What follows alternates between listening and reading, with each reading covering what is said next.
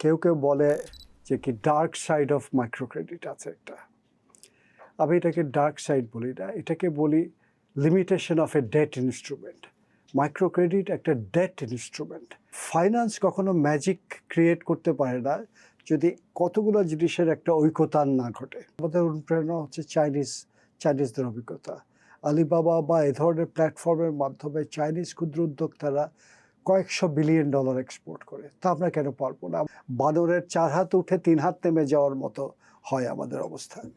Micro ক্রেডিটের ফলে যেটুকু আয় তার বৃদ্ধি পেল, দেখা যায় নানা ঝুঁকির জন্য সেটা আবার পড়ে যায়। কমার্শিয়াল ব্যাংকের তুলনায় মাইক্রো ক্রেডিটের সুদের হার বেশি বলে মনে হয়, কিন্তু আসলে কি এই তুলনাটা কি অ্যাপল টু অ্যাপল কম্পারিজন হলো? গবেষণাতে যেটা দেখা গেছে, মোটের উপরে ক্ষুদ্র ঋণের ফলে মানুষ উপকৃত হয়। সবাই উপকৃত হবে না, ইটস এ লোন। কোরিয়াতে দেখলাম হচ্ছে তারা আগে যে বিগ কর্পোরেশনের আইডিয়া থেকে তারা 25-30 বছর আগে সরে এসছে। এখন কোরিয়ার জিডিপির 98% আসে এসএমই সেক্টর থেকে। সে যদি একজন রিক্সা পুলার যদি হঠাৎ সে অসুস্থ হয়ে যায়, তখন গোদের উপরে বিস্ফোরণের মতো তার কি হয়? একদিকে ইনকাম তার জিরো হয়ে গেল, আরেকদিকে খরচ বেড়ে গেল তার স্বাস্থ্যগত কারণে। ফলে দ্রুত সে আরও হতদরিদ্রের দিকে চলে যায়।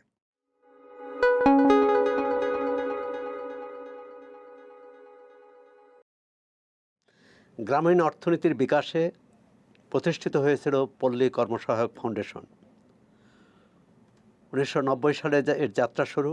3.5 দশকেরও বেশি সময় ধরে এই প্রতিষ্ঠানটি গ্রামীণ মানুষের উন্নয়নে কাজ করছে। তাদের সাফল্য, ব্যর্থতা অথবা অসফলতা নিয়ে আজকে কথা বলবো। আজ আমাদের অতিথি পল্লী কর্মসহায়ক ফাউন্ডেশনের ব্যবস্থাপনা পরিচালক মোহাম্মদ ফজলুল কাদের। মোহাম্মদ ফজলুল কাদের, আপনাকে স্বাগত চর্চার সংলাপে। ধন্যবাদ। পল্লী কর্মসহায়ক ফাউন্ডেশন এর যে লক্ষ্য নিয়ে এই প্রতিষ্ঠানটি গড়ে উঠেছিল, সেই লক্ষ্যে আপনারা কতটা স্থির আছেন? আমি জিনিসটাকে এইভাবে বলবো, আমাদের এই চলার পথে আসলে এটা একটা চলার পথ। লক্ষ্য প্রতিনিয়ত চেঞ্জ হতে থাকে। একটা ডাইনামিক ওয়ার্ল্ডে আমরা বসবাস করি। প্রথম যে লক্ষ্য ছিল, সেই লক্ষ্য পেরিয়ে আমরা আরও বহুদূর হয়ে কয়েকবার লক্ষ্য আমরা পাল্টেছি আমরা। তবে প্রতিটা স্টেপে আমি বলবো এক একটা মাইলস্টোন অতিক্রম করেছি। একটা নতুন লক্ষ্য অর্জনের পরে তখন আমাদেরকে সবসময় আবার নিউ সেট অফ চ্যালেঞ্জেস এসছে। সেগুলোকে আবার আমরা মোকাবেলা করতে যেয়ে নতুন লক্ষ্য স্থির করতে হয়েছে। এভাবে পল্লী কর্মসহায়ক ফাউন্ডেশনের কার্যক্রমগুলোকে বিকশিত হয়েছে, ইভলভ করেছে। তো পল্লী কর্মসহায়ক ফাউন্ডেশন যখন প্রথম শুরু হয়েছিল, তখন ইস্যুটা ছিল গ্রামীণ ব্যাংকের সাফল্যের পরে যখন দেখলো টেকসইভাবে স্বকর্মসংস্থানকে প্রণোদনা দেওয়া যায় একটি টেকসই আর্থিক সহায়তা দানের মাধ্যমে, ঋণের মাধ্যমে আরও প্রেসাইসলি যদি বলি, এবং এটা সহায়ক একটা ঋণ কর্মসূচি হয়। এ থেকে অনুপ্রাণিত হয়ে পলিসি মেকাররা ভাবলেন এরকম আরও বহু প্রতিষ্ঠান থাকা দরকার, যেটা আমাদের গ্রামীণ অঞ্চলে স্বকর্মসংস্থানকে প্রণোদনা যোগাতে পারবে এবং সেটা টেকসই হতে হবে। এই ধারণাটা ছিল যে আমাদের লাগবে new breed of financial institutions. এর আগেকার যেসব অভিজ্ঞতা ছিল, প্রায় 7 দশকের বেশি সময় আমাদের এই অঞ্চলে, বেঙ্গল অঞ্চলে কোঅপারেটিভের মাধ্যমে নানাভাবে চেষ্টা করা হয়েছিল দরিদ্র মানুষকে স্বকর্মসংস্থানের জন্য অর্থায়ন করার জন্য। খুব অল্প কথায় যদি বলি, এগুলো টেকসই হয়নি। তো স্বাধীনতার পরে নব উদ্যমে আবার একাধিক প্রজেক্ট শুরু হয়। তার মধ্যে গ্রামীণ প্রজেক্টটি, যেটা আসলে শুরুতে ছিল বাংলাদেশ ব্যাংকের একটি প্রজেক্ট, প্রফেসর ইউনূস এটাকে নেতৃত্ব দেন। এর সাফল্যের পরে 1983 সনে যখন গ্রামীণ ব্যাংক তৈরি হলো একটা স্পেশালাইজড ব্যাংক হিসাবে, তার সাফল্য দেখে পলিসি মেকাররা ভাবলেন এরকম আরও অনেক প্রতিষ্ঠান হওয়া দরকার। তো সেটা কিভাবে? কিন্তু ব্র্যাকেরও তো এই ঋণদান কর্মসূচি আছে। ব্র্যাকের যেটা ছিল, ব্র্যাক যেটা বলে 1972-74 দিকে তারা প্রথম ঋণ দিয়েছিল, কিন্তু সেগুলোর বৈশিষ্ট্য হচ্ছে এই জাতীয় ঋণ অনেকেই দেয়, কোঅপারেটিভেও দেওয়া হতো, কিন্তু এগুলোর তাদের অখণ্ড অভিনিবেশ ঋণ প্রোগ্রামের উপরে ছিল না, ফলে সেগুলো টেকসই ছিল না। যেমন আমি বলি, 1990 সালেও ব্র্যাক যে মডেলটা ফলো করতো, সেটা ভিলেজ অর্গানাইজেশনের মডেল। অর্থাৎ একটা ভিলেজে প্রায় 70-80 জন লোককে তারা সিলেক্ট করতো, ওদেরকে টাকা দিয়ে দিত, ওরাই ডিসাইড করতো কাকে দেওয়া হবে, এবং একটা অ্যাসেসমেন্টে তারা দেখে যে কি তাদের লোন পোর্টফোলিও কোয়ালিটি হচ্ছে পার, যেটাকে বলি আপনি পোর্টফোলিও অ্যাট রিস্ক, সেটা 40%-এর মতো, টেকসই না আর কি। তো ব্র্যাক 90 দশকের শুরু থেকে এটা আবার রিস্ট্রাকচার শুরু করে। 1994 সন থেকে তারা নতুন আদলে তাদের রুরাল ডেভেলপমেন্ট প্রোগ্রাম, পরবর্তী রুরাল ক্রেডিট প্রোগ্রাম বলতো, সেটাকে সাজায় অন্যান্য এনজিওদের আদলে, আশা এবং অন্যান্যদের আদলে, আমাদের অন্যান্য পার্টনার অর্গানাইজেশনের আদলে, গ্রামীণ ব্যাংকের থেকে কিছুটা আদল নিয়ে তারা শুরু করে। কাজে ব্র্যাকের টেকসই মাইক্রো ক্রেডিটের অভিযাত্রা শুরু হয় আমি বলবো 1994-এর 1 জুলাই থেকে। এই গ্রামীণ ব্র্যাক এরা যেমন সরাসরি ঋণ গ্রহীতাকে ঋণ দেয়, আপনারা তো সরাসরি দেন না। আমরা একটা সেকেন্ড টায়ার অর্গানাইজেশন। হ্যাঁ, তার মানে যে আপনারা যাদের মাধ্যমে দেন এবং তার পার্থক্যটা অনেক বেশি। আপনারা ঋণ দেন সাধারণত 5-6%, আমরা এখন 7.5 পর্যন্ত 7.5 পর্যন্ত, আর তারা গ্রাহকদের কাছ থেকে নেয় 15-20%। মাইক্রো ক্রেডিট রেগুলেটরি অথরিটি এটা ঠিক করে দেয়। আপার লিমিট কত, এখন বিভিন্ন এখন সর্বোচ্চ কত? সর্বোচ্চ 24% পর্যন্ত আছে। 24%। তার মানে এই যে বিরাট ব্যবধান, তার মানে লাভের গুড় কি এই মধ্যস্বত্বভোগীরা খেয়ে যাচ্ছে? এটা হচ্ছে যে পপুলিস্ট ধারণা। এটা আপনার খুব গুরুত্বপূর্ণ একটা পয়েন্টে আসছেন, আমি সেটা বলি। সুদের হার দিয়ে এটা হচ্ছে সিভিল সোসাইটির অনেক আনইনফর্মড পারসেপশন আছে মাইক্রো ফাইন্যান্স সম্পর্কে, যে 24% অত্যন্ত বেশি সুদের হার। তো আমরা যখন কোনো কিছুকে বেশি বলি তখন আমরা কিন্তু কারো তুলনায় বেশি বলি, কারো তুলনায় কম বলি। ধরেন আমি পিগমিদের দেশে যদি যাই, আমি দুজনই দানবাকৃতির মানুষ, কিন্তু আবার মাসাইদের মাঝখানে গেলে আমরা খর্বাকৃতির মানুষ। তো আমরা কি লম্বা না খাটো, এটা নির্ধারিত হবে কার তুলনায় লম্বা, কার তুলনায় খাটো। তখন আপনি কমার্শিয়াল ব্যাংকের সাথে তুলনা করছেন, কমার্শিয়াল ব্যাংকের তুলনায় মাইক্রো ক্রেডিটের সুদের হার বেশি বলে মনে হয়। কিন্তু আসলে কি এই তুলনাটা কি অ্যাপল টু অ্যাপল কম্পারিজন হলো?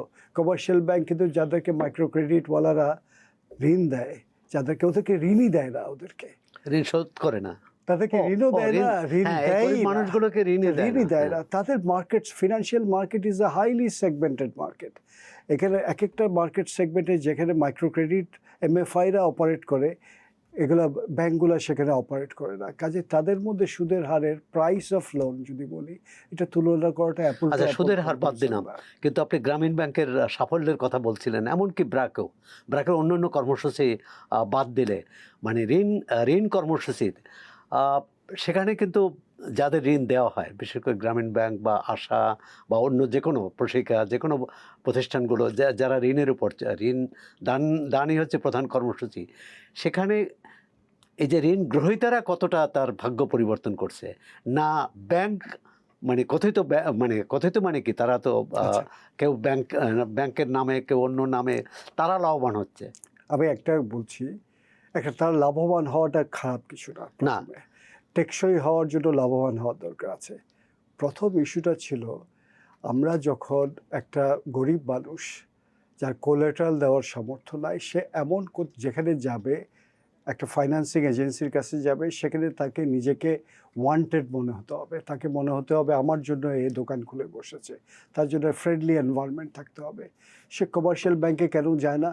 অন্যবিধ কারণে, তাকে তো দেয় না, অন্যবিধ কারণে ওখানকার পরিবেশটা তাকে বলে যে কি এটা তোমার জন্য নয়, এটা অপেক্ষাকৃত ধনীদের জন্য। একইভাবে এমএফআইয়ের কনসেপ্টে এসেছে, মূলত এটা দরিদ্র বান্ধব প্রতিষ্ঠান হতে হবে। ওখানে ঢুকলেই একজন গরিব মানুষ নিজেকে আকাঙ্ক্ষিত মনে করবে। তাদের জন্য যেটা দরকার, বিভিন্ন গবেষণা হয়েছে, যেটা দ্রুত লোনটা পাওয়া, এবং তাদের যে ইকোনমিক অ্যাক্টিভিটিসগুলো নেয়, এগুলোকে আইজিএ বলি, এগুলো অ্যাসেট ছোট ছোট উদ্যোগ, অ্যাসেট টার্নওভার রেট অনেক হাই থাকে। ফলে এগুলো আপাতভাবে মনে হয় সুদের হার বেশি হলে এটাকে অ্যাবজর্ভ করতে পারে, এই জন্য অ্যাসেট টার্নওভার রেট বেশি বলে তার ডেট সার্ভিসিং রেশিও কিন্তু 5-6%-এর বেশি হয় না। কাজে তার উপরে ঋণের সুদের হারের বোঝা কতটুকু হচ্ছে, সেটার জন্য প্রকৃষ্ট পরিমাপ হচ্ছে ডেট সার্ভিসিং রেশিও। এখন আমি আসছি সেটাতে, এখন তারা উপকৃত হচ্ছে কিনা। অনেক গবেষণায় দেখা গেছে যে প্রকৃতপক্ষে খুব কম মানুষই এই গ্রামীণ বা অন্যান্য প্রতিষ্ঠানের ঋণ নিয়ে তিনি নিজেকে কি বলে তার অর্থনৈতিক অবস্থার উন্নয়ন করতে পারছে? এটা অনেক ভুরি ভুরি গবেষণা আছে। এটার সবচেয়ে ওয়েল রিসার্চ একটা বিদেশি বিখ্যাত নামকরা ইউনিভার্সিটি থেকে শুরু করে বাংলাদেশের বিভিন্ন মাল্টিল্যাটারাল এজেন্সিগুলো অজস্র গবেষণা হয়েছে। গবেষণাতে যেটা দেখা গেছে, মোটের উপরে ক্ষুদ্র ঋণের ফলে মানুষ উপকৃত হয়, সবাই উপকৃত হবে, ইটস এ লোন। তো আমরা কেউ কেউ বলে যে কি dark side of micro credit আছে একটা। আমি এটাকে ডার্ক সাইড বলি না, এটাকে বলি limitation of a debt instrument. Micro credit একটা ডেট ইনস্ট্রুমেন্ট, এবং যে কোনো ডেট ইনস্ট্রুমেন্টের, ব্যাংকের হোক আর এমএফআইর হোক, ডেট ইনস্ট্রুমেন্টের সীমাবদ্ধতা হচ্ছে, সীমাবদ্ধতা, দুর্বলতা থাকবেই। সীমাবদ্ধতা কোথায়? দুর্বলতা না বলে সীমাবদ্ধতা বলি। সীমাবদ্ধতা হচ্ছে ঋণ পরিশোধের যাবতীয় দায়ভার ঋণ গ্রহীতার উপরে। এটা হচ্ছে যে কোনো ডেট ইনস্ট্রুমেন্টের প্রধান বৈশিষ্ট্য। তো ফলে মাইক্রো ক্রেডিট যারা নেয়, যারা অপেক্ষাকৃত দরিদ্র, জামানত নেয়, সে তখন যে ঋণের পরিশোধের যেহেতু সমস্ত দায় দায়িত্ব তার উপরে, সে তখন রিস্ক অ্যাভার্সিভ থাকে। সে তখন কনভেনশনাল ইকোনমিক অ্যাক্টিভিটিসগুলো নেয়, যেগুলোতে লো রিস্ক লো প্রফিট, সেজন্য নেয়। ফলে সে তার কনজামশন প্যাটার্ন অনেক ভালো হলেও আগের তুলনায়, কিন্তু তার যে ক্যাপিটাল ফরমেশনের সক্ষমতা, অপেক্ষাকৃত সুযোগটা অনেক কম থাকে। ফলে যেটা সমৃদ্ধির পথে নিয়ে যেতে হলে তাকে ক্যাপিটাল ফর্ম করার সুযোগ দিতে হবে। সেটা করতে গেলে ডেট ইনস্ট্রুমেন্ট প্রকৃষ্ট বাহন নয়। এটা আমি অনেক জায়গায় বলছি। তখন আমাদেরকে বের করতে হবে, আমরা যেটা পিকেএসএ এখন কাজে হাত দিয়েছি, ব্লেন্ডেড ফাইন্যান্সিংয়ের, অর্থাৎ ইকুইটির সাথে ঋণকে ব্লেন্ড করা, যাতে সে ইকুইটি ফাইন্যান্সিং পেলে তখন রিস্কটাকে সে ডাইভার্স করে দিতে পারবে, ঝুঁকিটা। তার ফলে তার পক্ষে সম্ভব হবে যে ফাইন্যান্সের একটা basic principal, better profit potential যেসব অ্যাক্টিভিটিস আছে তার সাথে অ্যাসোসিয়েটেড রিস্কও একটু হাই থাকে, কিন্তু সেগুলো দেওয়ার সক্ষমতা তখন তাদের বৃদ্ধি পাবে। আপনার যেসব সংস্থার মাধ্যমে বা এনজিওর মাধ্যমে ঋণ দিচ্ছেন, সব এনজিওগুলো একই চরিত্রের নয়, একই বৈশিষ্ট্যের নয়। সেখানে সামাজিক সুরক্ষা বা স্বাস্থ্যসেবা, শিক্ষা, এসব বিষয়ে আপনারা কীভাবে এটা নিশ্চিত করেন? একটা হচ্ছে এগুলো সব দায়িত্ব এনজিওর নয়, অবশ্যই। একটা আমরা যেটাতে, এটা হচ্ছে ওভার রেটেড হয়ে গেছে। এনজিওদের দারিদ্র বিমোচনের ভার যেন এনজিওদের উপরে বা ক্ষুদ্র ঋণের উপরে, এ কথা আমরা কখনো বলি নাই। একটা কথা, দারিদ্র বিমোচনের জন্য, দারিদ্র একটা খুব জটিল একটা জিনিস, মাল্টি ডাইমেনশনাল আসপেক্ট আছে। তার জন্য যে ইন্টারভেনশন দরকার, তার জন্য ক্ষুদ্র ঋণ বা অর্থে অভিগম্যতা, আর্থিক সম্পদ অভিজ্ঞতা হচ্ছে একটি মাত্র প্রপঞ্চ, কিন্তু এবং শক্তিশালী প্রপঞ্চ, এটা খুবই শক্তিশালী হাতিয়ার, কিন্তু একটি। এবং ফাইন্যান্স কখনো ম্যাজিক ক্রিয়েট করতে পারে না যদি কতগুলো জিনিসের একটা ঐকতান না ঘটে। সেটা কি?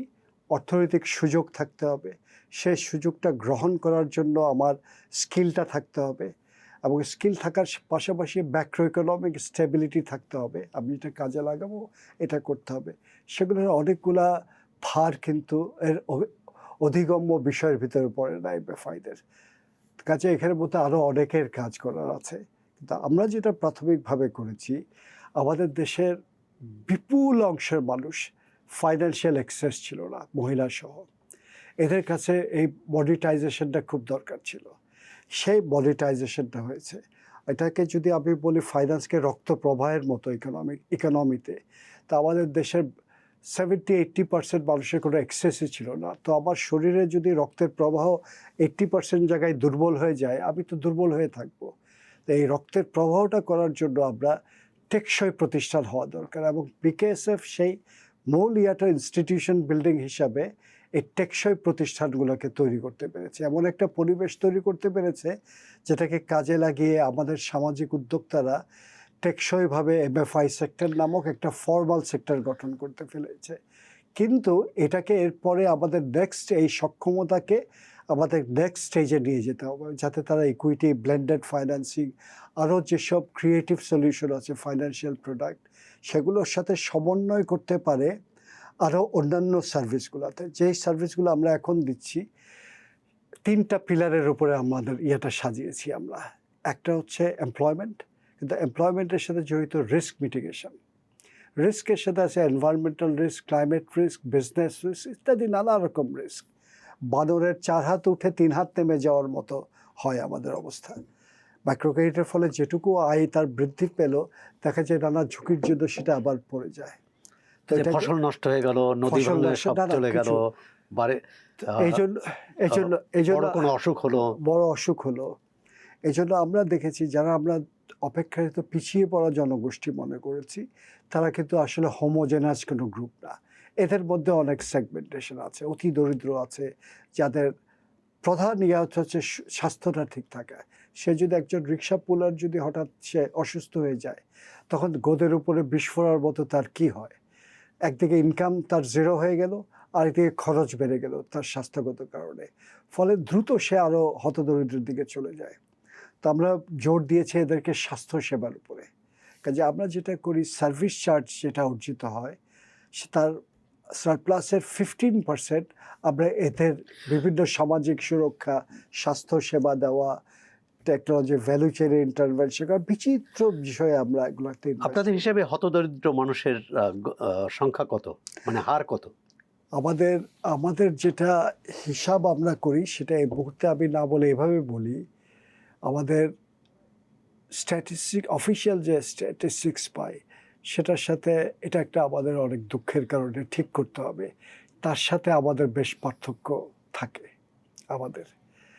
তো আমাদের রিলায়েবল ডেটা দরকার আমাদের ন্যাশনালি সবাই ইউজ করার জন্য। এই জন্য আমাদের পরিসংখ্যান ইয়াদেরকে আরও শক্তিশালী করার প্রয়োজন আছে। তবে এটা সুবিদিত যে কোভিডের পরে এবং পরে আরও নানা রকমের ইন্টারন্যাশনাল পরিস্থিতির কারণে, নানাবিধ কারণে, হঠাৎ করে কিছু বন্যা, এইসব নানাবিধ কারণে আমাদের দারিদ্র্যের হারটা বেড়ে গেছে আবার। এখন কত হতদরিদ্র আপনাদের হিসেবে? এখন হতদরিদ্রের সংখ্যা তো ছিল 5-6% হতদরিদ্র, সেটা এখন 10-12%-এ কেউ কেউ বলছে এটা করছে। আমাদের নিজস্ব ওইভাবে আমরা অ্যাসেসমেন্ট না করে আমরা হতদরিদ্রদেরকে আমরা এভাবে ডিফাইন করতে চাই না যে কি ক্যালোরি বা খাদ্য এইসবে না।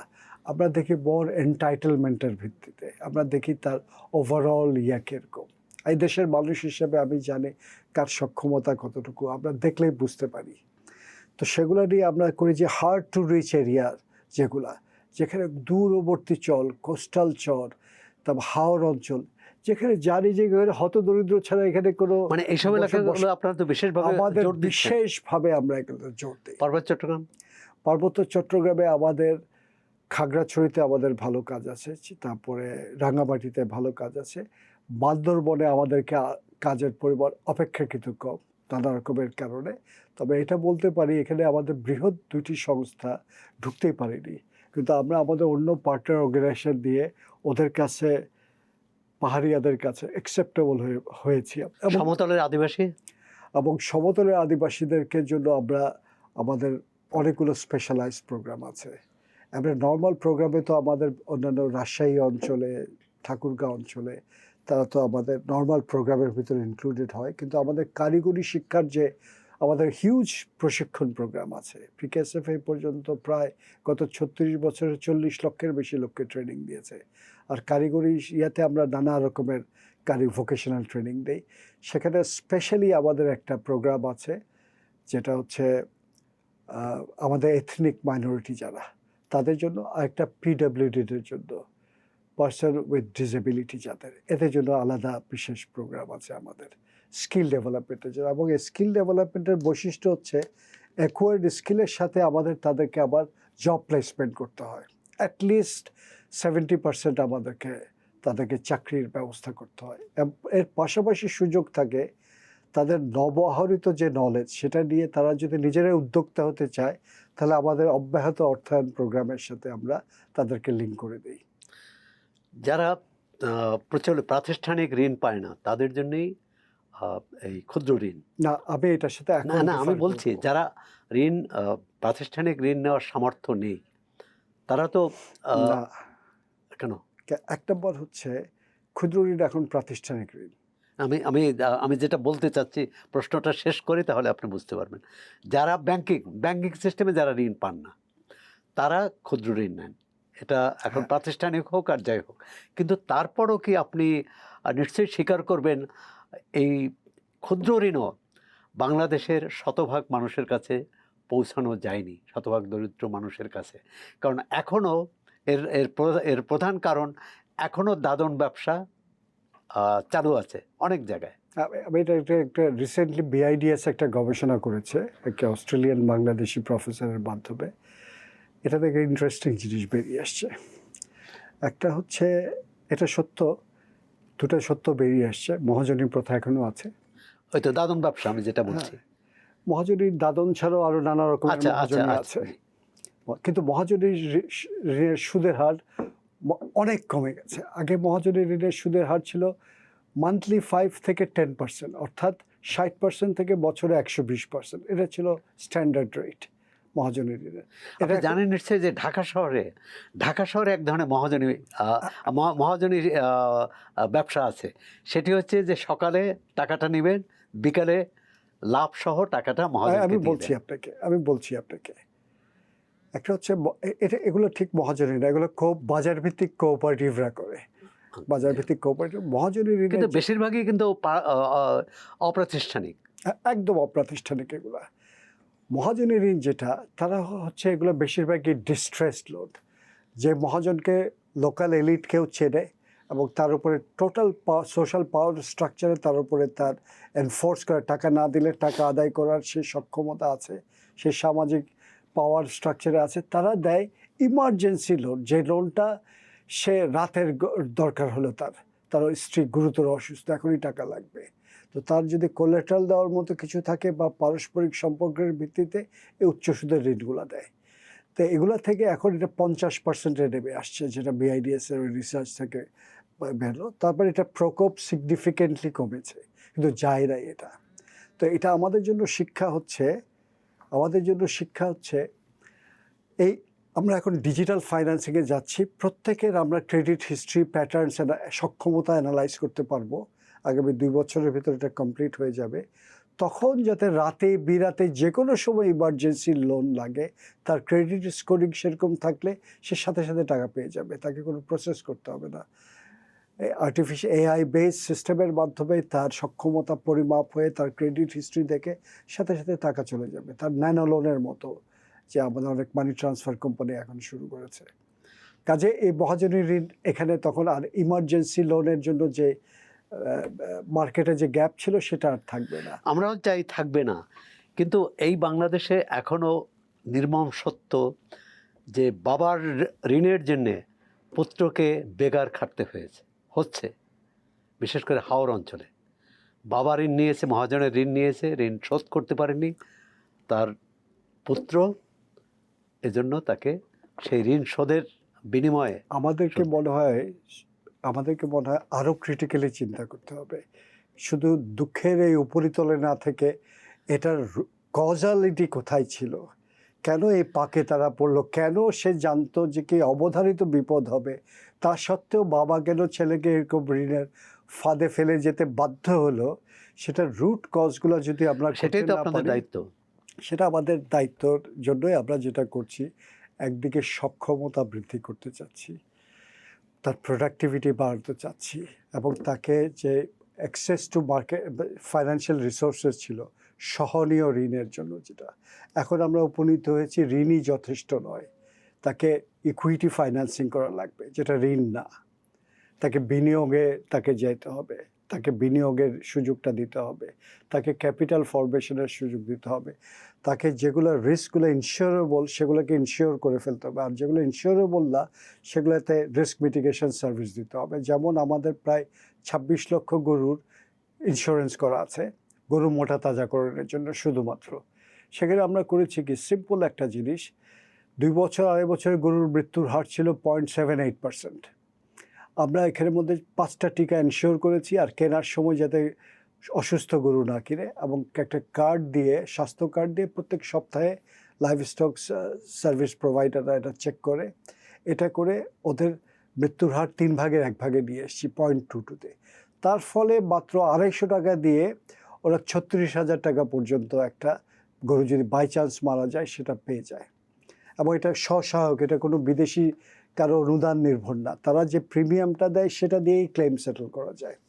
তো এরকম বিজনেস সলিউশন করে, কিন্তু মেইন আইডিয়াটা হচ্ছে ঝুঁকিটা ডেভেলপমেন্ট ইন্টারভেনশন করে এমন পর্যায়ে কমিয়ে নিয়ে আসতে হবে যাতে এটা ইনশিওরেবল হয়, কারণ সকল ঝুঁকি ইনশিওরেবল। এবং সেটা যে আমরা পারিনি তার তো একটা প্রমাণ যে দক্ষিণাঞ্চলে যে আইলা এবং সিডর হলো, সেখানকার মানুষগুলো কিন্তু এখনো সেখানে পুনর্বাসন যেমন কাজ আমি শেষ বলি, করতে সেখানে পারেনি। একটা উদাহরণ বলি, যেটা আইলাতে যেটা হলো, বাঁধ ভেঙে গেল, ওয়াপদার বাঁধ ভেঙে গেল, বিস্তীর্ণ অঞ্চল স্যালাইন পানিতে ডুবে গেল, জমি একদম নষ্ট হয়ে গেল, গ্রাউন্ড ওয়াটার পলিউটেড হয়ে গেল।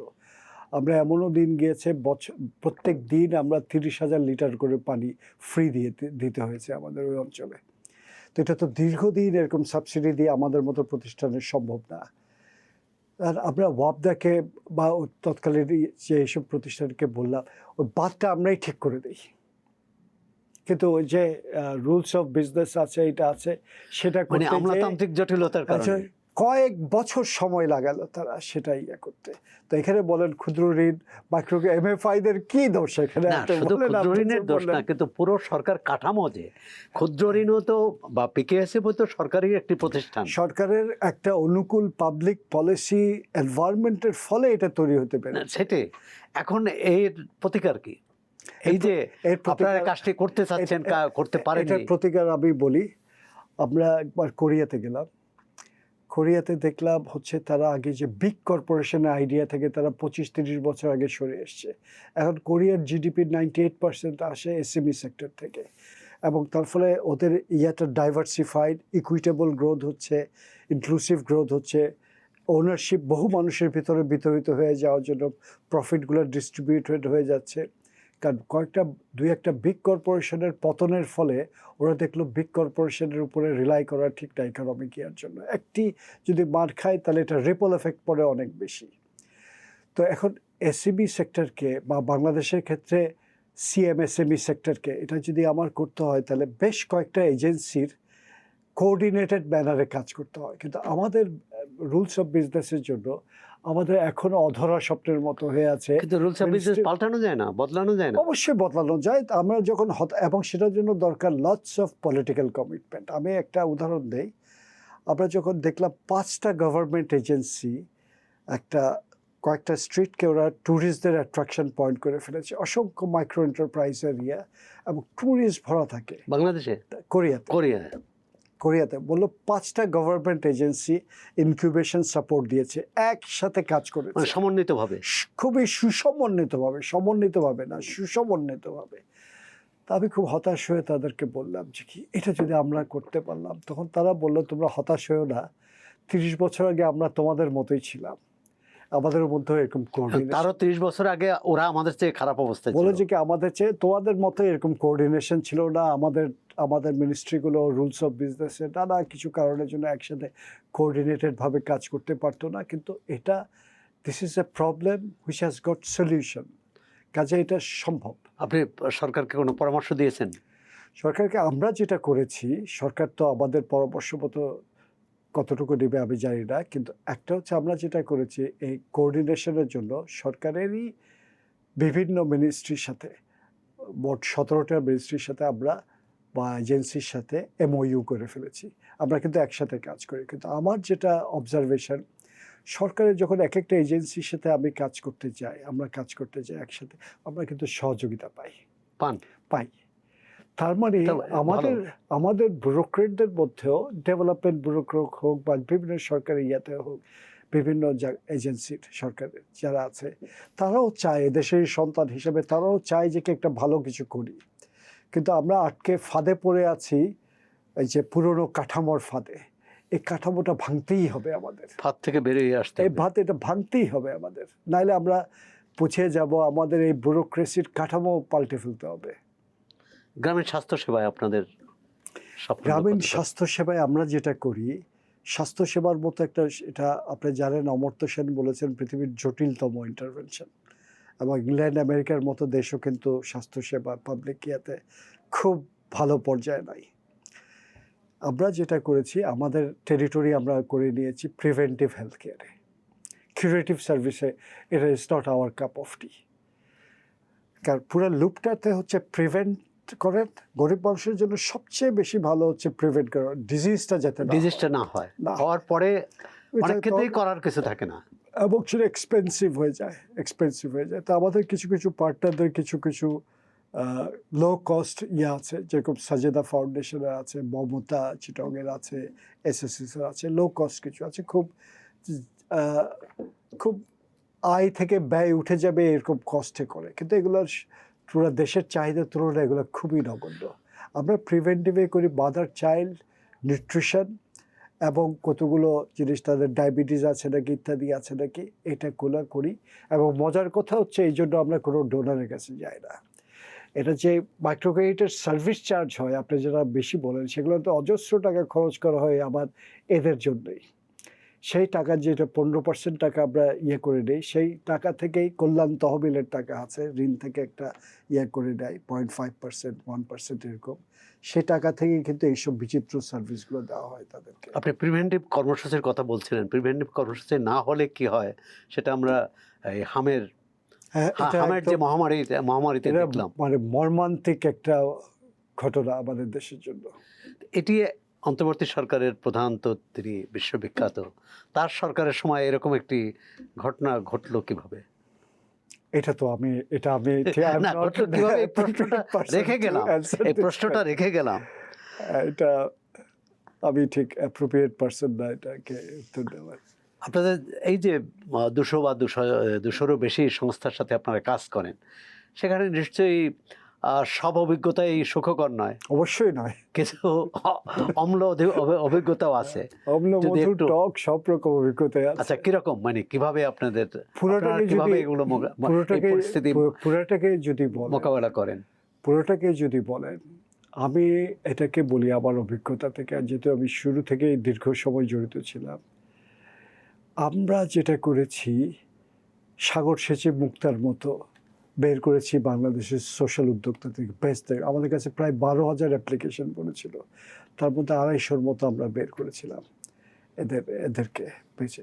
কাজে এরা বেসিক্যালি এদের সামাজিক উদ্যোক্তা হিসাবে এদের প্রুভেন কমিটমেন্ট, কারণ আমরা যখন বাছাই করেছি, এভাবে বাছাই করেছি যে এটা একটা স্প্রিন্ট না, এটা আমরা একসাথে ম্যারাথন দৌড় দেব, লম্বা সময়ের করবো। কারণ ইনস্টিটিউশন বিল্ডিং অ্যাডহক প্রজেক্টের মাধ্যমে করা যায় না। আমরা তো ইনস্টিটিউশন তৈরি করতে চেয়েছি যাতে এই ইনস্টিটিউশনগুলো অব্যাহতভাবে চলে, ব্যাংকের মতো নতুন ব্রিড অফ একটা ফাইন্যান্সিয়াল ইনস্টিটিউশন। কারণ একটা দেশের রিভারাইন সিস্টেমে শুধু পদ্মা নদী থাকে না, পদ্মা, মেঘনা, যমুনা, তাদের কানেক্টিভিটি থাকে। কাজেই ফাইন্যান্সিয়াল সেক্টরে ব্যাংক একমাত্র এজেন্সি না, মূলধারাটা মেইন স্ট্রিমিং বলে। আনফর্চুনেটলি বাংলাদেশের ধারণা হয়ে গেছে কমার্শিয়াল ব্যাংকই হচ্ছে এক ধরনের, শুধু ফাইন্যান্সিয়াল ইনস্টিটিউশন মানে শুধু কমার্শিয়াল ব্যাংকই। কিন্তু আরও বিচিত্র রকমের আমাদের দেশের উদ্ভাবন হওয়ার দরকার ছিল, যেটা উন্নত দেশগুলোতে আছে। শর্ত রক্ষা না করায় কত প্রতিষ্ঠানকে আপনারা আপনাদের তালিকা থেকে বাদ দিয়েছেন? আমাদের প্রায় 50-টির বেশি এই পর্যন্ত। তাদের তালিকা প্রকাশ করে দিয়েছেন জনগণের কাছে? তালিকা প্রকাশ করার তো দরকার নাই, কারণ হচ্ছে আমরা তাদের থেকে টাকা আদায় করে ফেলেছি, এবং তারা মাইক্রোক্রেডিট অথরিটির লাইসেন্সও পায়নি, এটা করে ফেলেছি। কারণ আমরা যখন শুরু করেছি, টাকা আদায় করতে পারেনি এরকম কতগুলো প্রতিষ্ঠান? আমরা টাকা যেটা আদায় করতে পারিনি, সেটা আমাদের টোটাল পোর্টফোলিওর 0.15% মনে হয়। 0.15 মানে 99 100 টাকায় 15 পয়সা। 100 টাকা। আচ্ছা, যাক, মানে এটাও যে আপনার হিসাব রাখছেন, এটা তো খুব ভালো। না, এগুলো আমাদের হিসাব খুবই আপ টু ডেট, খুবই আমরা হিসাবের ব্যাপারে খুব প্রফেশনাল এইসবের ব্যাপারে। আচ্ছা, আপনি তো শুরু থেকেই পিকেএসএফ এর সাথে যুক্ত, তো আপনি বলা যায় যে একবার নানা অভিজ্ঞতার মধ্য দিয়ে আজকে শীর্ষ পদে। এক্ষেত্রে আপনার কি মনে হয় যে এই প্রতিষ্ঠানটি যেভাবে চলছে সেভাবে না চলে আরেকটু ভালোভাবে চলা উচিত, আরও নতুন কিছু করতে পারে যেটি করা হয়নি? আমি এভাবে বলবো, আমি অনেকটা পিকেএসএফ এর এভলিউশনটাকে দেখি। এভলিউশন থেকে পিকেএসএফ এর এখন মেটামরফোসিস হচ্ছে, অনেকটা প্রজাপতির মতো। শুঁয়াপোকা থাকে এই করতে গিয়ে একসময় ফুটে প্রজাপতি বের হয়। পিকেএসএফ এর এখন যে সক্ষমতা যে পর্যায়ে এসছে, এর ভিতরে অনেক এভলিউশন হয়েছে।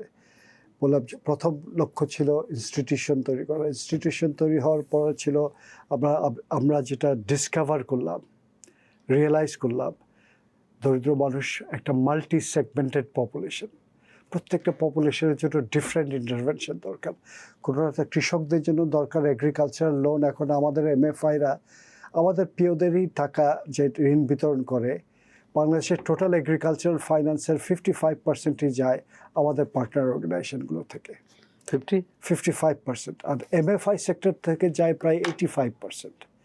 বাংলাদেশের অন্যান্য এগ্রিকালচারাল লেন্ডিং যেটা করে সেগুলো খুবই, আপনারা জানেন এগুলো অন্যান্য ব্যাংকের কথা, এটা আমি না বলি। এবং অন্যান্য ব্যাংকও যা দেয় এগুলো কিন্তু এনজিওদের মাধ্যমে দেয় বেশিরভাগ ক্ষেত্রে, একটি ব্যাংক ছাড়া। তো এখানে ক্ষেত্রে আমরা দেখেছি এগ্রিকালচারাল ফাইন্যান্সের সাথে ফাইন্যান্স তখন ম্যাজিক দেখাতে পারে আরও কিছু জিনিসের সমাহার যদি ঘটে।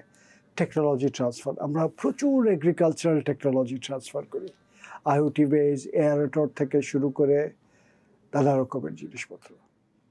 এক কথা যদি বলে, আর ভ্যালু চেইনে আমরা ইন্টারভেন করি। নতুন কোনো ভিশন, নতুন ভিশনটা হলো আমরা নতুন যেটা করেছি পিকেএসএফ, আমাদের সবসময় স্ট্র্যাটেজিতে পরিবর্তন আমরা এনেছি চাহিদার সাথে সমন্বয় রেখে। কিন্তু এবার প্রথমবারের মতো আমরা গত বছর শেষ করলাম আমাদের আগামী 5 বছরের স্ট্র্যাটেজিক প্ল্যানিং। কারণ এখন দ্রুত টেকনোলজি চেঞ্জ হয়ে যাচ্ছে। তো দ্রুত টেকনোলজি চেঞ্জ হওয়ার কনটেক্সটে আমরা আগামী দিনের জন্য যাতে আমরা আরও রেলেভেন্ট হতে পারি, সেটার জন্য আমরা দীর্ঘ 7 মাস ধরে আমাদের সকল অফিসাররা মিলে এক্সটার্নাল স্টেক হোল্ডারদের, দেশের বিদ্যুৎ সমাজের সাথে বসে, আমাদের পরিশেষে আমাদের জেনারেল বডি, গভর্নিং বডির সাথে বসে এটাকে আমরা ফাইনালাইজ করেছি। এটার মূল হচ্ছে 3টা পিলার: ডিসেন্ট এমপ্লয়মেন্ট, তার জন্য রিস্ক মিটিগেশন, যত ধরনের রিস্ক মিটিগেশন, আর একটা হচ্ছে ক্যাপাসিটি তথা স্কিল ডেভেলপমেন্ট, ওয়ার্কফোর্স ডেভেলপমেন্টের ভঙ্গিতে দেশের কাজে লাগে, বিদেশে যেতে পারে, এটা করতে পারে, আর্ন করতে পারে, সে একটা সমৃদ্ধ জীবন অর্জন করতে। দারিদ্র্য বিমোচনের সে চক্কর থেকে আমরা বেরিয়ে যে এখন সমৃদ্ধির পথে যেতে চাই, ক্যাপিটাল ফরমেশনের সুযোগ দিতে চাই, ওয়েলথ ডেভেলপমেন্টের সুযোগ দিতে চাই মানুষ। কিন্তু চাওয়া আর বাস্তবতার ফারাক কতটা? ফারাক হচ্ছে, আমি দেখি উজ্জ্বল উদাহরণ তৈরি হয়েছে অনেকগুলো পিকেএসএফে, যেটা আমরা দেখেছি অনেক ক্ষুদ্র উদ্যোক্তারা আমাদের এখন ক্ষুদ্র উদ্যোক্তাদের পিকেএসএফের আমব্রেলার ভিতরে আছে 40 লক্ষ। তার মধ্যে আমরা এখন সার্টিফাইড প্রোডাক্ট তাদেরকে তৈরি করানো শেখাচ্ছি, প্রায় 150টা প্রোডাক্ট সার্টিফাইড, এবং তারা বিদেশে রপ্তানি করা শুরু করেছে। তো আমাদের এখনকার ভিশন হচ্ছে মাইক্রো এন্টারপ্রাইজগুলো যাতে এমপ্লয়মেন্টের একটা গ্রোথ ইঞ্জিনে পরিণত হয়, ইনক্লুসিভ গ্রোথের, এবং গ্রোথ ইঞ্জিনিয়ার হওয়ার জন্য যেটা লাগবে তাদেরকে সার্টিফাইড প্রোডাক্টস তৈরি করতে হবে, দেশজের হাই এন্ড মার্কেটে যেতে হবে, এবং একটু দূর প্রসারী যেটা লক্ষ্য আমাদের, সেটা হচ্ছে এক্সপোর্ট মার্কেটের সাথে করা। জাস্ট লাইক আমাদের অনুপ্রেরণা হচ্ছে চাইনিজদের অভিজ্ঞতা। আলিবাবা বা এ ধরনের প্ল্যাটফর্মের মাধ্যমে চাইনিজ ক্ষুদ্র উদ্যোক্তারা কয়েকশো বিলিয়ন ডলার এক্সপোর্ট করে, তা আমরা কেন পারবো না? এবং আমাদের লোকজন এখন শুরুও করেছে, পারছে। এটাকে আমি যদি বলি যে কি, আমি শুভে সাদেক দেখা যাচ্ছে, এটা আমি তো খুবই আশাবাদী। এবং আমরা মেইনলি যেটা করতে চাচ্ছি, আরেকটা ডিসিশন সাপোর্ট সিস্টেম একটা করছি, যার সাথে ডিজিটাল ফাইন্যান্সিংটাকে ইন্টিগ্রেট করে আগামীতে যাতে ডিজিটাল ফাইন্যান্সিংয়ের ব্যাপক প্রসার ঘটে। এবং তাতে হবে কি, আমরা একটা করতে পারবো, ক্ষুদ্র উদ্যোক্তারা তাদের অর্থায়নটা, তার নিজের অর্থায়ন সে নিজেই ঠিক করতে পারবে, তার ক্রেডিট স্কোরিং অটোমেটিক্যালি চেঞ্জ হয়ে যাবে। সে যদি ডিফল্টার হয়, সে তার ক্রেডিট স্কোরিং ভালো রাখলে সে অটোমেটিক্যালি অর্থ তার জন্য যাতে সমস্যা না হয়, ওয়ার্কিং ক্যাপিটাল লোক, এর পাশে তার ইকুইটি ফাইন্যান্সিংয়ের ব্যবস্থা লাগবে, একটু বিগার ভেঞ্চার, রিস্ক একটু বেশি নিতে হলে তার ইকুইটিরও লাগবে, সাথে লাগবে তার রিস্ক মিটিগেশন সাপোর্ট। যদি বাই চান্স একটা বিজনেস ফেল করে কিছুটা আংশিক, সে যাতে মুখ থুবড়ে না পড়ে যায়, সে যাতে আবার দাঁড়াতে পারে, এই সহায়ক পরিবেশগুলো তৈরি করে দিতে হবে। এবং প্রতি বছর 21 লক্ষ ছেলে মেয়ে আমাদের এমপ্লয়মেন্ট মার্কেটে ঢুকে, এবং তাদের মধ্যে মাত্র 15% এমপ্লয়মেন্ট পায়, বাকিরা এদেরকে এমএফআইরাও ঋণ দেয় না কোনো উদ্যোগ নিলে। তো এটা বুঝবো কীভাবে আমি যে কি সে ভালো সক্ষম উদ্যোক্তা হবে?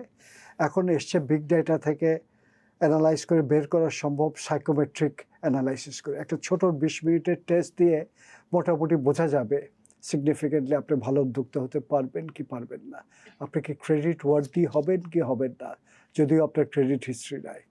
এগুলো নিয়ে আমরা এখন কাজ করছি, করছেন। গবেষণা করছি, আশা করছি দ্রুত আমরা একটা সলিউশনে আসতে পারবো। এটা খুবই ভালো। ক্ষুদ্র ঋণ নিয়ে আরেকটি অভিযোগ আছে দারিদ্র্য চক্র থেকে বের না হতে পারার, সেটা হচ্ছে এক প্রতিষ্ঠান থেকে ঋণ নিয়ে অন্য প্রতিষ্ঠানের আবার শোধ করা, একই সঙ্গে একাধিক প্রতিষ্ঠানের ঋণ নিয়ে সে মানে এটা ঋণ শোধের মধ্যে তার আমি একটা ঋণ নেওয়া এবং শোধের মধ্যে তার জীবন চক্র ঘুরতে থাকে। এটা কিছু মানুষের মধ্যে, আমাদের যারা সুধী সমাজের মধ্যে খুবই পপুলার একটা আইডিয়া, কিন্তু বাস্তবে এটা নাই। আমি বলছি আছে, আমি বলছি এটা ব্যাখ্যা করছি। আপনারা একটা সিমুলেশন করে দেখবেন আমি কয়বার এক জায়গা থেকে ঋণ দিয়ে, আমি মনে করেন আপনার থেকে টাকা লোন নিলাম 1 লক্ষ টাকা, তারপর আপনাকে শোধ করতে হবে, ওর থেকে নিয়ে দিলাম, আবার নতুন লোন করলাম, কতক্ষণে আমি মুখ থুবড়ে পড়ে যাব? 2 থেকে 2.5 বছরের ভিতরে আমি মুখ থুবড়ে পড়ে যাব। কিন্তু মাইক্রো ক্রেডিট হচ্ছে হাইলি ডিমান্ড ড্রিভেন একটা প্রোগ্রাম। মাইক্রো ক্রেডিটের যে বুমটা বাংলাদেশে হয়েছে এটা কিন্তু ডিমান্ড ড্রিভেন, মানুষ স্বতঃস্ফূর্তভাবে এটা গ্রহণ করেছে, এটা খুবই জনপ্রিয় এবং হয়েছে। এটা ডিমান্ড না থাকলে মানুষ একে কেউ পুশ করতে হয়নি। এখন যেটা আমি আপনার উত্তরটা দিচ্ছি, আপনার প্রশ্নটা ছিল হচ্ছে যে ঋণ গ্রহীতারা একটা মানে আমরা একটা এটা নিয়ে- সংস্থার এটা কাছ নিয়ে- থেকে ঋণ নিয়ে অন্য সংস্থার প্রফেসর- ঋণ শোধ করছে, কিন্তু তিনি নিজে আর আমাদের- দারিদ্র চক্র থেকে বেরোতে পারছেন না। ইনস্টিটিউট অফ মাইক্রো ফাইন্যান্সকে দিয়ে প্রথমে একটা গবেষণা করলাম, সেটা হচ্ছে টাঙ্গাইলের একটা ইউনিয়নে। আমরা দেখলাম যে কি ওভারল্যাপিং, এটাকে আমরা ওভারল্যাপিং বলি বা মাল্টিপল বরোয়িং বলি, একজন লোক একাধিক জায়গা থেকে টাকা নেওয়া। এটা আসলে কতটুকু বিপদ? এখানে মূল বিপদটা হচ্ছে আসলে সে একজন লোক যদি মাইক্রো ক্রেডিট একটা প্রতিষ্ঠান তার কনভিনিয়েন্ট টাইমে আমাকে লোন দেয়, সে তো অন্যকে টাকা দিয়েছে, টাকা আদায় করে তার কাছে অ্যাভেলেবল হলে আমাকে টাকা দেয়। তো আমার যে মুহূর্তে টাকা লাগবে সেই মুহূর্তটা আরও টাকা দেওয়ার লভ্যতা, তার টাকা দেওয়ার অ্যাবিলিটির সময়টা প্রায় মিসম্যাচ হয়। তখন আমি করি কি, নানা বিচিত্র ক্রস ফাইন্যান্সিং করি। আমি আমার চাহিদা মতো একাধিক প্রতিষ্ঠানের সাথে যোগাযোগ রাখি। আমি এই মুহূর্তে টাকা দরকার আমার, তখন ওর থেকে আগে দিয়েছিলাম কিন্তু অর্ধেক টাকা শোধ হয়ে গেছে, কি এই মুহূর্তে আমার একটু, ও তো পুরোটা শোধ না হলে আমাকে টাকা দেবে না, তখন আপনার থেকে একটু দিয়ে দিই করে ওর টাকাটা শোধ করে দিয়ে বাকি টাকাটা নেট আসলো, সেটা আমার কাজে লাগাই। তো ক্রস ফাইন্যান্সিংটা একটা জটিল। এটা মূল বিষয়টা হচ্ছে সে ঋণগ্রস্ত হয়ে পড়ছে কিনা, যেটাকে আমরা ইংরেজিতে বলি আনসাস্টেইনেবল ডেট বিল্ড আপ হচ্ছে কিনা, সেটা পরিমাপ করতে যে আমরা দেখলাম ওই ইউনিয়নে হচ্ছে না, খুব ওভারল্যাপিং ছিল। কিন্তু আমরা বললাম একটা ইউনিয়নে করে এটা তো যথেষ্ট নয়, সারা দেশে করলাম আর এটা ডিজিটালি যদি হিসাব হয় তাহলে তো আপনি ধরা পড়বে। এবং আমরা সারা দেশে গবেষণা করলো ইনস্টিটিউট অফ মাইক্রো ফাইন্যান্স, সেটা তো দেখলো শিক্ষণীয় জিনিস যেটা বেড়ে আসছে, ওভারল্যাপিং আছে, ওভারল্যাপিংটা বিপদ সীমা অতিক্রম করে নাই কাছে, ফলে ঋণগ্রস্ততা তৈরি হয় নাই। কিন্তু মনিটর করার বিষয়টা আছে যে কি ঋণগ্রস্ততা তৈরি হচ্ছে কিনা সেটা মনিটর করে যেতে হবে। এখন আমরা মজার কথা হচ্ছে সিআইবি একটা যদি থাকতো, ক্রেডিট ইনফরমেশন ব্যুরো, তাহলে একজন মাইক্রো ক্রেডিট বরোয়ার যেহেতু এনআইডি আছে এখন করে সম্ভব, সে কয় জায়গা থেকে সবাই যদি মান্য করে যে এনআইডি বেসড ইয়া ছাড়া সে দেবে না, তখন কয় জায়গা থেকে ঋণ নিয়েছে এটা দেখলে কেউ নতুন ঋণ দেখতে, অলরেডি তো আপনি এত ঋণ নিয়ে আছেন, কোথাও ডিফল্টার আছেন কিনা, এসব দেখে শুনে তাকে ঋণ দিতে পারতো। মানে ডিজিটালি হিসাব করলে এটা বেরিয়ে আসবে। এখন হচ্ছে ডিজিটালি একটা সিআইবি লাগবে। তো এটা মাইক্রো ক্রেডিট রেগুলেটরি অথরিটি এই কাজটা করছে, দেখা যাক কি করে। তবে পিকেএসএফ অলরেডি আমরা 4টা উপজেলায় প্রোটোটাইপ টেস্ট করে ফেলেছি, কাজে এটা করা খুবই সহজ এখন আমাদের জন্য। বিএনপি সরকার বেশ কিছু জনবান্ধব কর্মসূচি নিয়েছে, ফ্যামিলি কার্ড, কৃষক কার্ড, শোনা যাচ্ছে অন্য অন্য আরও কিছু সহায়ক কার্ড। সেটি আপনাদের এই কর্মসূচির সহায়ক হবে না কোথাও কোথাও সমস্যা তৈরি আমি করবে? দেখি যে কি সহায়ক হতে পারে, এগুলো সহায়ক হওয়ার প্রচুর সুযোগ আছে। এটার মূল উদ্দেশ্যটা কি এসব কার্ড করার? একটা উদ্দেশ্য হচ্ছে যে কি ট্রান্সফার পেমেন্ট করা, বিভিন্ন ভর্তুকি দেয় সরকার, এই উদ্দেশ্যে ধরে ভর্তুকিকে একটা বিনিয়োগ হিসেবে দেখে। অতি দরিদ্র মানুষের বা দরিদ্র মানুষের যাতে সক্ষমতা বৃদ্ধি পায়, তাদের পারচেজিং পাওয়ার বাড়ে, ইনভেস্ট, এই উদ্দেশ্য হচ্ছে তাদের উদ্দেশ্যটা। তো সেটা যাতে এনশিওর্ড হয় সেজন্য কার্ড করে ডিজিটালি তার কাছে অর্থটা যাতে লিকেজ ছাড়া দিতে পারে। না, ডিজিটাল তো হলো পদ্ধতি, কিন্তু তাকে এটা আর্থিক সহায়তা দিচ্ছে, মানে এক ধরনের মঞ্জুরি, অনুদান। আর আপনারা দিচ্ছেন ঋণ। এই দুটোর মধ্যে কোনো সংঘাত তৈরি হয় কিনা, হবে কিনা? এটা এটা এটা সরল উত্তর নেই।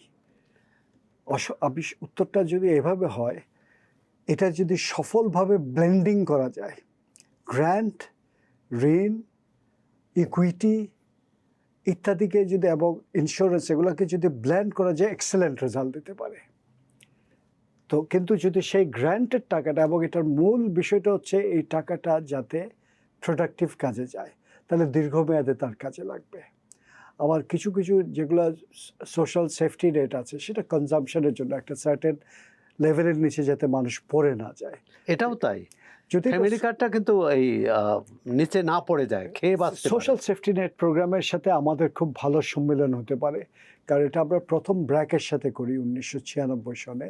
তখন একটা সোশ্যাল সেফটি নেট প্রোগ্রাম ছিল, আপনার হয়তো মনে আছে, IVGD program, vulnerable group development feeding program ছিল। ওখানে 18 মাস ধরে সরকার তাদেরকে 31 কেজি করে গমের একটা গ্র্যান্ট দিত। এখানে আমরা করলাম কি, ব্র্যাকের সাথে আমরা পার্টনারশিপ করলাম, আমরা অর্থায়ন করলাম ওদেরকে ঋণের জন্য। আর ব্র্যাক দায়িত্ব দিল হচ্ছে ওদেরকে এই সময়ের ভিতরে, যখন এই 18 মাস সময় পাবে, সে তো একটা পাচ্ছে, এই সময়ের মধ্যে তাকে ক্রেডিটের উপযোগী করে তোলা, তাকে কিছু প্রশিক্ষণ দেওয়া, ছোট 2 টাকা করে তখন নিত, 2 টাকা 5 টাকা সঞ্চয় দেওয়া, ওটা তার নামেই থাকতো, সঞ্চয়ের হ্যাবিট করানো, ক্রেডিটের টাকা কিভাবে ব্যবহার করতে হয়। 18 মাস যেতেই আমরা তাকে ক্রেডিট অফার করা শুরু করলাম, এবং তারা বিপুলভাবে এটাতে অংশগ্রহণ করলো। কাজে সোশ্যাল সেফটি নেট প্রোগ্রামের ভিতরে একটা বড় অংশকে যাদের যাদের সুযোগ আছে অর্থনৈতিকভাবে সক্ষম হয়ে গড়ে ওঠার জন্য, তাদের সাথে আমাদের খুব ভালো একটা সম্পর্ক। আপনাদের এরকম কোনো হিসাব আছে যে এই সোশ্যাল সেফটি নেটের সামাজিক সুরক্ষার কর্মসূচির অধীনে ছিল এবং আপনাদের এই কর্মসূচিরও সুবিধাভোগী তারা বেরিয়ে আসছে? আমরা এটা প্রচুর, আমরা আমাদের প্রোগ্রামের ভিতরে পার্টিসিপেন্ট আছে যারা সুরক্ষা প্রোগ্রামেরও পার্টিসিপেন্ট, কিন্তু আমরা এটাকে কখনো এইভাবে গবেষণা করিনি। আওয়ামী লীগ সরকারের সময় একটা বেশ জনপ্রিয় অথবা বেশ বহুল প্রচারিত কর্মসূচি ছিল একটি পরিবার, একটি বাড়ি একটি খামার। এটার সাথে কি পিকেএসএফ এর কোন সম্পর্ক কোনো ছিল? বিন্দুমাত্র সংশ্লিষ্ট। এটা কোন মন্ত্রণালয়ের অধীনে ছিল? এটা সম্ভবত রুরাল ডেভেলপমেন্ট মন্ত্রণালয়ের আওতায়। এই কর্মসূচি কি এখন বন্ধ হয়ে গেছে?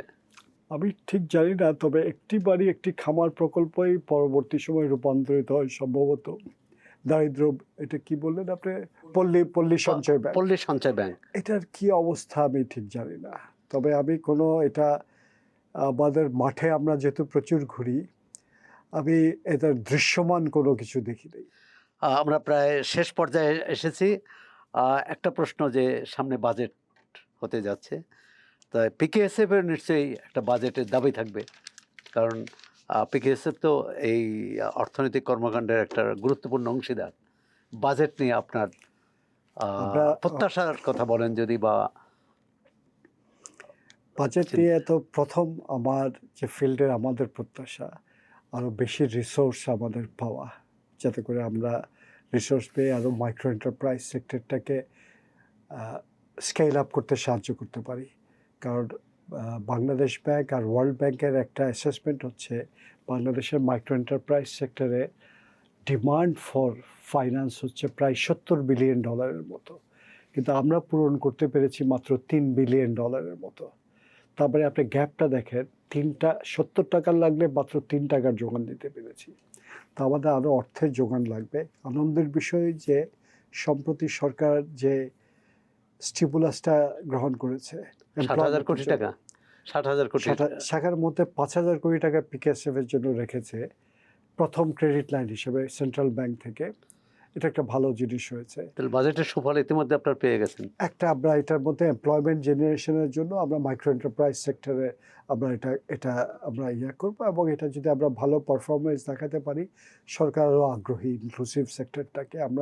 সরকার আমার কাছে মনে হচ্ছে কনভিন্স যে ইনক্লুসিভ ফাইন্যান্সিয়াল সেক্টরটা একটা গ্রোথ ইঞ্জিন হতে পারে দ্রুত এমপ্লয়মেন্টের জন্য। এটা একটা।